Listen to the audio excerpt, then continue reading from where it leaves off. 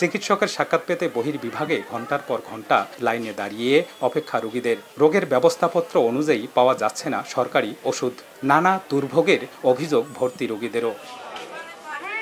কুড়িগ্রামের প্রায় 23 লাখ মানুষের চিকিৎসা সেবার জন্য 2017 সালে 100 শয্যা থেকে 250 শয্যায় উন্নীত করা হয় জেনারেল হাসপাতালটি। এরপর 2023 সালে সংযুক্ত করা হয় 8 তলা বিশিষ্ট নতুন আধুনিক ভবনও। কিন্তু নিয়োগ করা হয়নি জনবল। 100 শয্যার অর্ধেক চিকিৎসক ও জনবল দিয়ে টেনে হিসড়ে চলছে চিকিৎসা সেবা।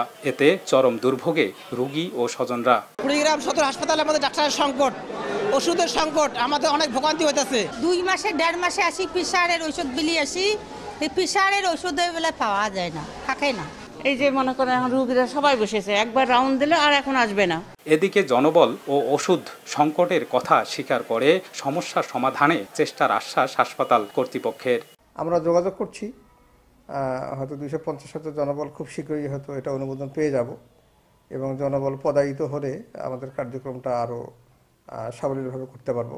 হাসপাতালটিতে বর্তমানে 43 জন চিকিৎসক পদের বিপরীতে রয়েছেন মাত্র 20 জন। আর প্রতিদিন গড়ে 450 ভর্তি রোগীর পাশাপাশি বহির্বিভাগে প্রায় 2500 মানুষ চিকিৎসা সেবা নেন। বাদশা সৈকত, সময় সংবাদ, কুড়িগ্রাম।